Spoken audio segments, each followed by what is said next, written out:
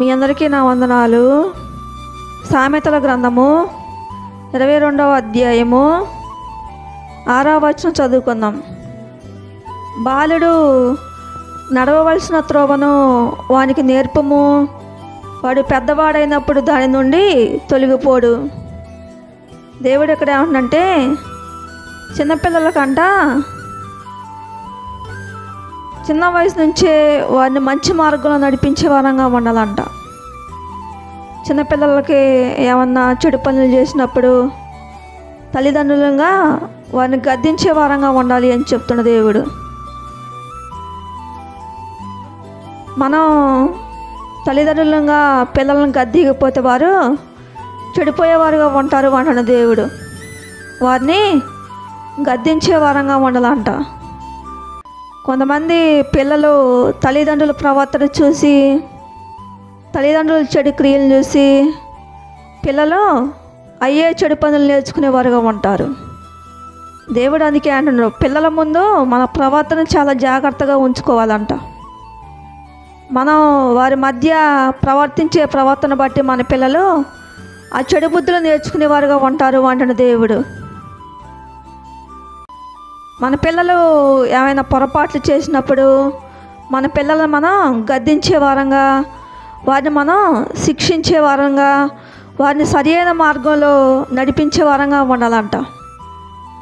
మనం కూడా మన పిల్లలను పాపంలో పడిపోయినప్పుడు మన పిల్లలను గద్దించాలంట. చిన్న వయసు నుంచే క్రమశిక్షణలో పెట్టాలి అంటున్న దేవుడు. రెబెకా ఇస్సాకు కూడా పరిశుద్ధంగా బ్రతికారు. రెబెకా వివాహం కాకముందు ఏ పురుషుణ్ణి ఎరగలేదంట. రెబెకా నీతిగా పరిశుద్ధంగా బ్రతికిందంట. పరిశుద్ధంగా బ్రతికి ఇస్సాకుని వివాహం చేసుకుందంట. వివాహం చేసుకున్న తర్వాత పిల్లల్ని క్రమశిక్షణలో పెంచలేదంట. యాకోబుని ఏశావుని క్రమశిక్షణలో పెంచకుండా వదిలేశారంట. అలా పెంచడం వల్ల ఏశావు వ్యభిచారి అయిపోయిండు. యాకోబు ఏమో లాబాను ఇంటి దగ్గర కొలువు చేసేవాడిగా ఉండు. అందుకే మన పిల్లలను క్రమశిక్షణలో పెంచకపోతే మన పిల్లలు వారి జీవితాలు ఆగమైద్ది అంటున్న దేవుడు. వారి భవిష్యత్తు ఆగమైద్ది అంటున్న దేవుడు. ఇస్సాకు రెబెకా దేవుని చిత్తానుసారంగా వారి పిల్లలు మాత్రం క్రమశిక్షణలో పెంచలేకపోయారు. మళ్ళీ యాకోబు గారు కూడా ఇద్దరిని భార్యలను పెళ్లి చేసుకుంటాడు.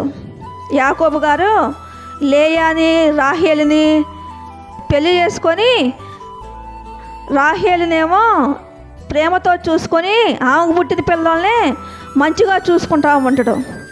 పెద్దామ లేయా ఆమె పిల్లల్ని మంచిగా చూసుకోకుండా ఉంటాడు.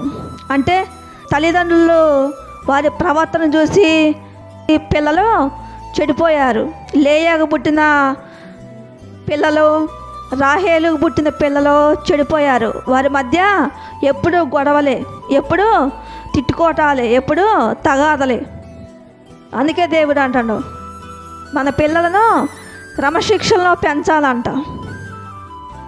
క్రమశిక్షణలో పెంచకపోతే మన పిల్లల భవిష్యత్తు ఆగమైద్ది అంటాడు దేవుడు. అవ్వ ఆదాము కూడా పిల్లలని క్రమశిక్షణలోని పెంచలే.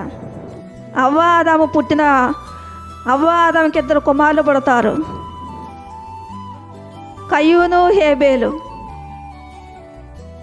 వాళ్ళిద్దరిని కూడా క్రమశిక్షణలో పెంచలే. అవ్వ ఆదాము పెంచకుండా వదిలేశారు. వదిలేయటం వల్ల ఒకరినొకరు చంపుకునే స్థాయికి వచ్చింది.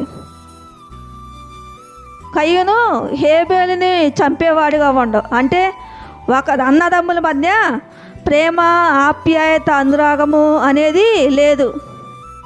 అంటే ఆ పిల్లల్ని అద్దులో పెంచలేదు. పెంచకపోవడం వల్ల అన్నదమ్ములు ఒకరినొకరు చంపుకునే స్థాయికి వచ్చింది. అందుకే మన పిల్లలనంట క్రమశిక్షణలో పెంచాలంట. మన పిల్లలు కూడా చిన్నపిల్లలకు కూడా 5 సంవత్సరాల నుంచి కొంచెం 20 సంవత్సరాల వయసు వచ్చేదాకా ఆ పిల్లలకు అన్నీ అర్థమవుతూ ఉంటాయి. ఆ పిల్లలకు ఏ పాపం తెలియదు అనుకుంటా ఉంటాం. ఆ పిల్లలకి బూతులు మాట్లాడటం వచ్చింది, రకరకాల చెడు పాపాలు మొత్తం చేస్తూనే ఉంటారు వాళ్ళు. కాకపోతే తల్లిదండ్రులు తెలియకుండా చేసేవారుగా ఉంటారు. దేవుడు అంటాడు మన పిల్లలని క్రమశిక్షణలో పెంచాలంట. మన పిల్లలు ఏమన్నా పిల్లల్లో ఏమన్నా లోపాలు ఉన్నప్పుడు క్రమశిక్షణలో పెంచినప్పుడు పిల్లల భవిష్యత్తు బాగుంటుంది అంటున్న దేవుడు. అవ్వాదాము పిల్లల్ని క్రమశిక్షణలో పెంచకపోవటం వల్ల ఆ కుటుంబం ఆగమైంది. రెబెక్క ఇస్సాకు ఆ పిల్లల్ని యాకోబుని ఏశావుని మంచిగా పెంచకపోవటం వల్ల ఏశావు వ్యభిచారం అయిపోయిండు. యాకోబు జీతానికి కొలువు చేసేవాడిగా ఉండవు వాళ్ళ మామూలు ఇంటికి పోయి. మళ్ళీ అక్కడ యాకోబు ఇద్దరిని భార్యలను పెళ్లి చేసుకొని ఆ యాకోబు కూడా వాళ్ళకు పుట్టిన పిల్లలు మంచిగా పెంచకపోవటం వల్ల ఆ కుటుంబం కూడా ఆగమైపోయిందిగా చూస్తూ ఉన్నాం. అలాగే యాజకుడైన ఏలియా గారు ఆయన దైవజనుడు అయినా కానీ పిల్లలని క్రమశిక్షణలో పెంచలేదు. ఇద్దరు పిల్లల్ని వ్యభిచారులుగా చేసిండు. పిల్లలు వ్యభిచారం చేస్తున్నా కానీ గద్దించకుండా వారిని శిక్షించకుండా అలాగే చూసిండు కాబట్టి చెడిపోయేవారుగా ఉన్నారు. దేవుడు కోపం వచ్చి ఆ ఇద్దరు పిల్లలు కూడా చంపేసిండు దేవుడు. అందుకే మన పిల్లలు భవిష్యత్తు బాగుండాలంటే మన పిల్లలను క్రమశిక్షణలో పెంచాలి అంటున్న దేవుడు. అందుకే దేవుడు అంటే చిన్న వయసు నుంచే వారిని దేవుని మందిరంలో కూర్చోబెట్టే వరంగా ఉండాలంట. వారు ఏమైనా చెడు పనులు చేస్తే వారిని గద్దించాలంట, వారిని శిక్షించాలి అని చెప్తున్న దేవుడు. సామెతల గ్రంథము 22వ అధ్యాయము 6వ వచనం చదువుకుందాం. బాలుడు నడవలసిన త్రోవను వానికి నేర్పము, వాడి పెద్దవాడైనప్పుడు దాని నుండి తొలగిపోడు. ఏంటంట చిన్నపిల్లల నుంచే మంచి మనసు కలిగి ప్రవర్తించాలని పిల్లలకు మనం నేర్పించే వరంగా ఉండాలంట. పిల్లలు చెడిపోతే మనం చూడకూడదంట, వారిని గద్దించాలంట. గద్దించకపోతే పెద్ద అయిన తర్వాత వారు మన మాట వినరంట. వాళ్ళు పెద్ద అయిన తర్వాత మన లెక్క చేయరు అంటాడు దేవుడు. చిన్నప్పుడే వారిని శిక్షించాలంట. అందుకే దేవుడు అంటాడు వాళ్ళలో ఉన్న చెడు లక్షణాలు చిన్న వయసు నుంచి కొంచెం పెద్ద అవుతూ ఉంటే వారిలో ఉన్న చెడు లక్షణాలు బయటకు వస్తాయి అంటున్న దేవుడు. సామెతల గ్రంథము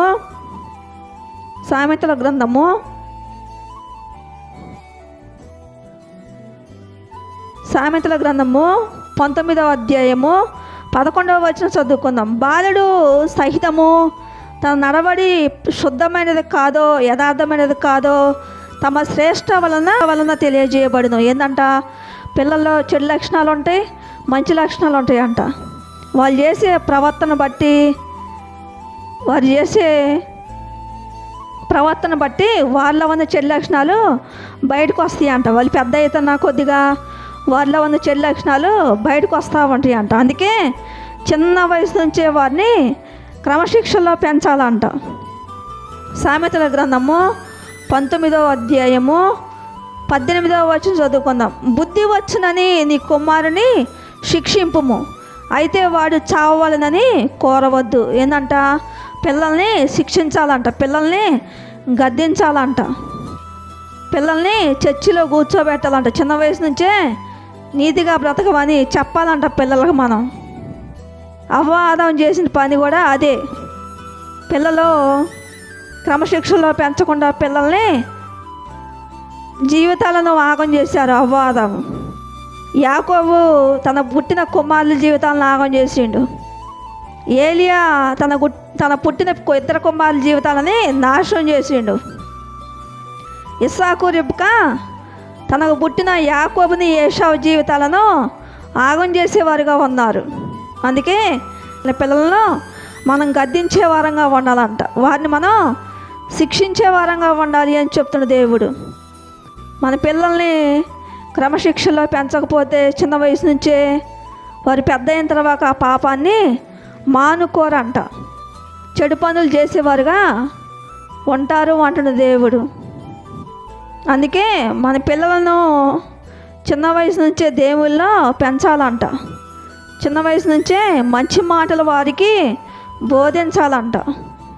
చెడు పనులు చేసినప్పుడు వారిని గద్దించాలంట, వారిని శిక్షించాలి అని చెప్తున్నాడు దేవుడు. దేవుడి కొద్ది మాటలు దీవించును గాక. ఆమేన్.